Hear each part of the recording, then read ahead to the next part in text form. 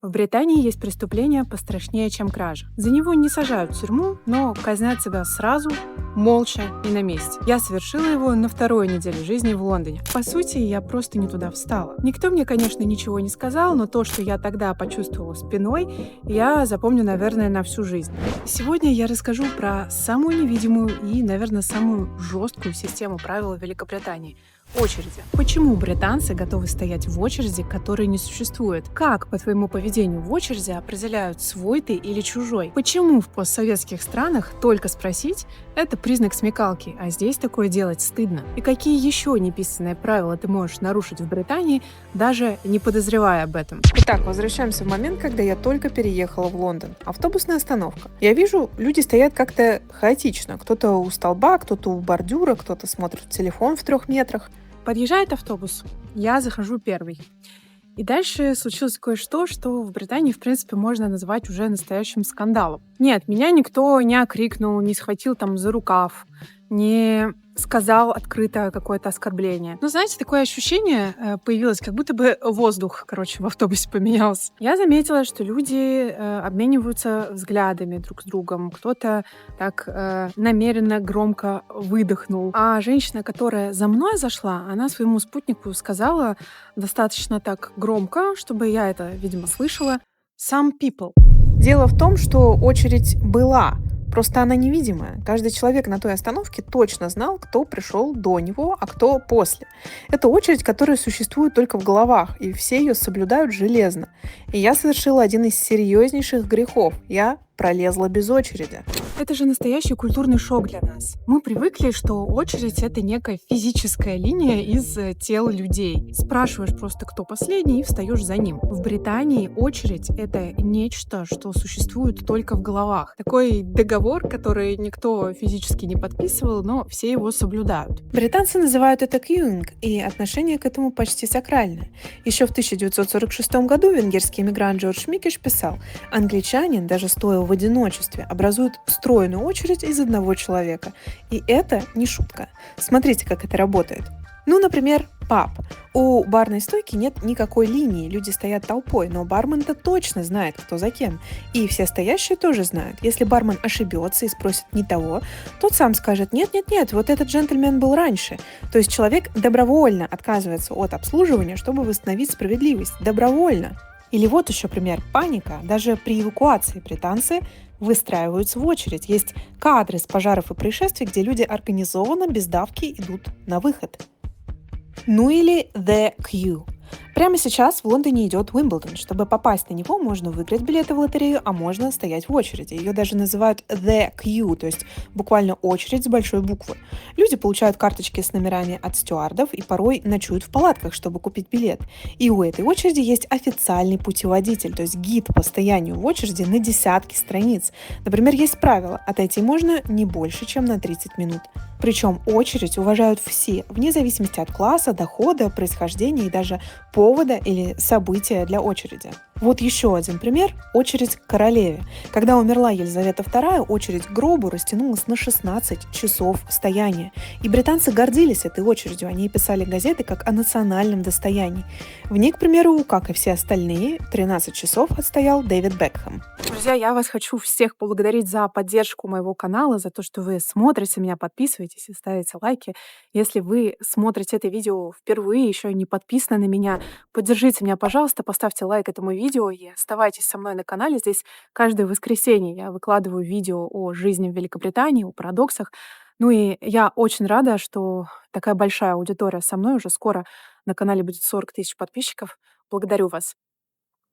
Это действительно очень важный момент, потому что очередь — это, по сути, единственное место в Великобритании, в которой классовость в том оригинальном смысле фактически не работает. Я напомню, что Великобритания — это очень классово разделенная страна, связано это с тысячелетней историей аристократии. У меня, на самом деле, есть целая серия видео про это. Например, я снимала о том, как классовая система работает в школах, как это отражается на том, какую одежду принято и не принято носить среди аристократии. Я все эти видео оставлю, если интересно, посмотреть. Ну так вот, существует только одна абсолютно священная территория, в которой эта классовость отменяется. Территория абсолютного равенства — это очередь, и аристократы и уборщицы, они будут в ней стоять, и очередь будут эту соблюдать. Наверное, именно поэтому ее и защищают как святыню, потому что это, по сути, островок последней справедливости. И пролезть без очереди — это не просто хамство, это вот покушение на эту справедливость. Окей, а что будет, если нарушить?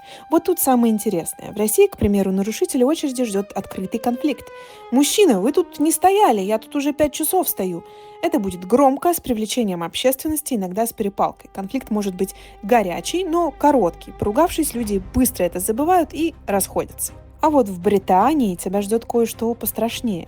Тишина. Вот арсенал британского наказания по нарастающей. Стадия 1. The look. Взгляд.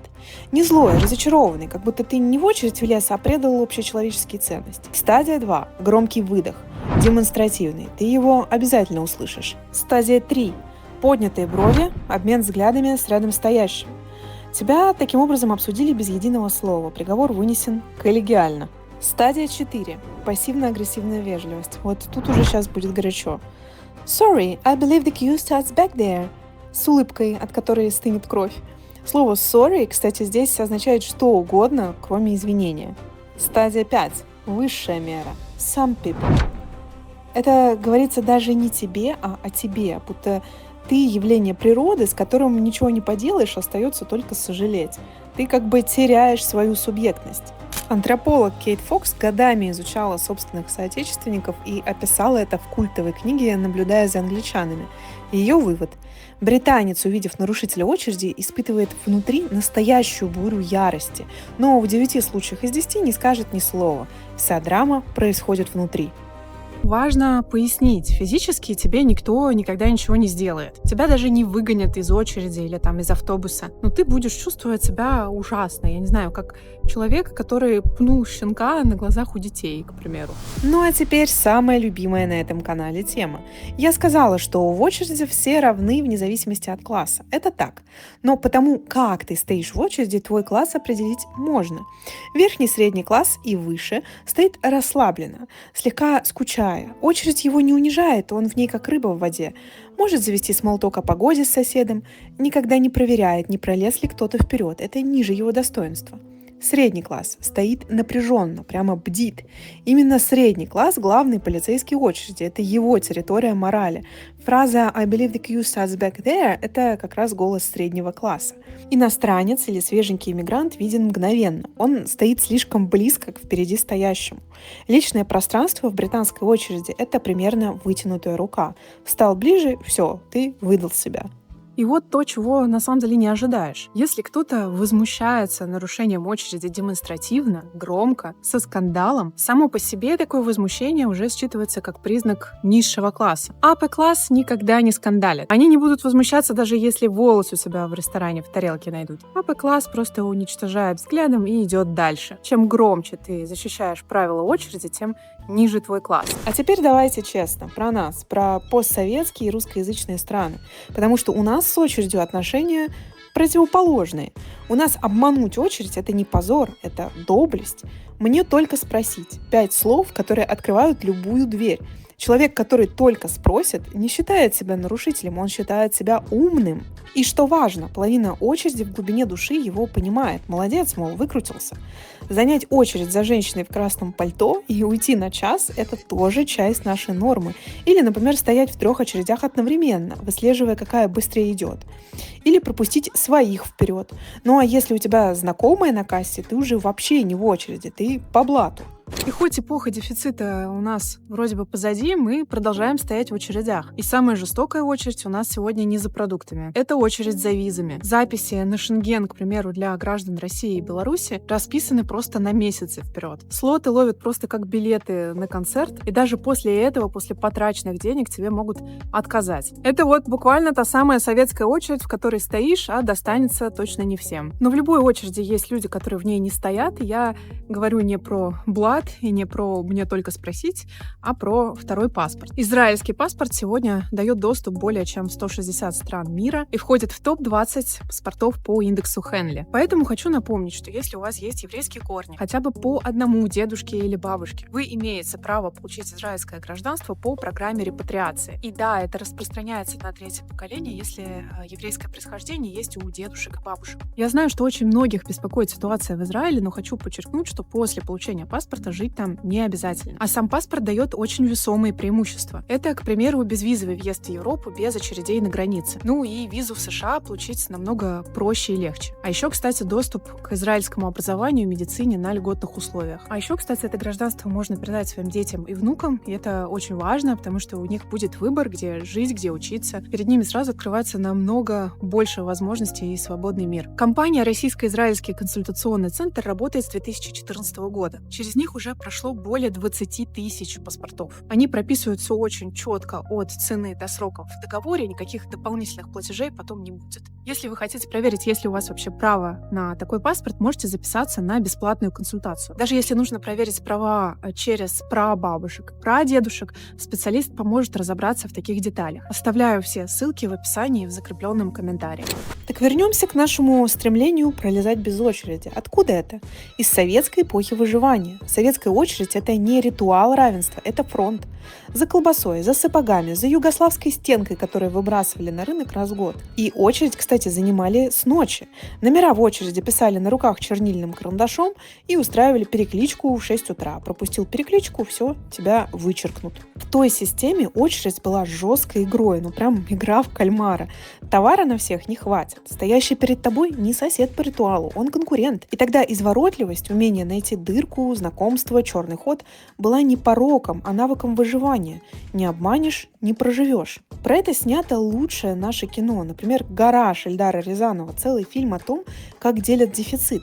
Побеждает не тот, кто честно стоял в очереди, а тот, у кого связи, статус и наглость. И вот ключевая разница, ради которой я и рассказываю все это. Британская очередь, она, по сути, горизонтальная, придуманная людьми для людей, для того, чтобы сохранять комфорт друг друга, справедливость. Нарушить ее — это значит предать равных себе, а тебе вообще-то в этом обществе дальше жить. Советская же очередь, она вертикальная, созданная системой, то есть государством. И получается, обмануть эту очередь — это не соседа обмануть, а обмануть систему. Ту самую систему, которая тебя до этого довела и в этой очереди и держит. Получается, что это такой бунт, маленькая победа маленького человека. Поэтому британец, пролезший без очереди, он всегда будет чувствовать стыд перед людьми. А вот человек с советским прошлым, который пролез без очереди, он скорее будет чувствовать такую гордость за свою находчивость. Но возникает вопрос, почему британцы так боятся осуждения? Почему для нас даже открытый конфликт не так страшен, как для них нарушение общественных никем не писанных правил? Дело в том, что в Британии общество веками было главным судьей. Репутация решала все. С кем торговать, за кого выдать дочь, пустят ли тебя в клуб. Государство далеко, а соседи под боком. И осуждение общества имело реальную цену. В СССР 20 век научил обратному. Общественное осуждение – это инструмент той же самой системы. Товарищеские суды, собрания, прописочки на парткоме. Осуждение приходило как бы сверху по указу. Те, кто не был частью этой системы, не воспринимали это осуждение всерьез, вырабатывали иммунитет. Британец боится осуждения, потому что общество — это, по сути, его страховка. А вот мы осуждения не боимся, потому что наша страховка — это умение выкрутиться из любой ситуации. И это, кстати, объясняет еще одну странность. Очередь — это только верхушка. За ней стоит вся британская философия правил, и она парадоксальна. Британцы обожают правила и постоянно их нарушают, но только определенные. Вот смотрите, перейти дорогу на красный – это абсолютно нормально. Никто даже не обернется. Переходи где хочешь, это твоя ответственность. Хотя закон как раз писанный. А вот неписанные правила – это святое. Вот что нарушать нельзя никогда. Нельзя заговаривать с незнакомцем в метро, кроме случаев катастрофы. Нельзя не сказать «sorry», если тебя же толкнули. Нельзя вставать слева на эскалаторе. Нельзя спрашивать человека, сколько он зарабатывает. Про то, почему деньги вообще табуированная тема, у меня есть отдельное видео, оставлю, если вам интересно. То есть закон нарушать можно, социальный договор нельзя. Государство – это административная условность, а общество – вот настоящий судья. Откуда вообще все это взялось? Если коротко, на самом деле от тесноты, потому что, как известно, Британия — это остров, не такой уж и большой, довольно густонаселенный. Поэтому после каких-то ярких конфликтов Разъехаться, честно говоря, проблематично. Единственный способ выжить вообще в этой тесноте и не перерезать друг друга — это свести открытые конфликты к минимуму, придумать какую-то систему ритуалов, чтобы сводить это все на нет. И все вот эти особенности британской культуры, над которой мы подшучиваем, то есть говорить «сори», когда задели тебя, смолтоки о погоде, это все социальный клей, такие амортизаторы, которые позволяют обществу не воспламеняться. Оруэлл еще в 1941 году писал: «Первое, что бросается в глаза в Англии — мягкость. Толпа без агрессии, полиция без оружия». И когда ты это понимаешь, Британия перестает казаться страной холодных людей. Это страна людей, которые так бережно относятся к чужим границам, что построили вокруг них целую религию. Знаете, что самое забавное? Спустя год жизни здесь я поймала себя на том, что вот я стою на пустой остановке, одна, нет никакой очереди. И когда подошла женщина и встала за мной, я почувствовала такое удовлетворение. Кажется, я стала частью этого общества правил. Не случайно, кстати, главный герой британского кино про правила — иммигрант Мишка Паддингтон. Он не просто принял все их ритуалы, он, по сути, стал их носителем и даже учит вежливости самих британцев. В общем, если ты хочешь понять, проживешься ли ты в Британии или нет, смотри не на цены, не на зарплаты, а лучше спроси себя, готов ли ты уважать невидимую очередь и жертвовать своим комфортом ради других. Потому что Великобритания — это страна, где самые важные правила нигде не написаны. Расскажите, как в вашей стране относятся к очередям? Пролезали ли вы когда-нибудь в вашей стране без очереди и чем в итоге это закончилось? До новых видео. Пока.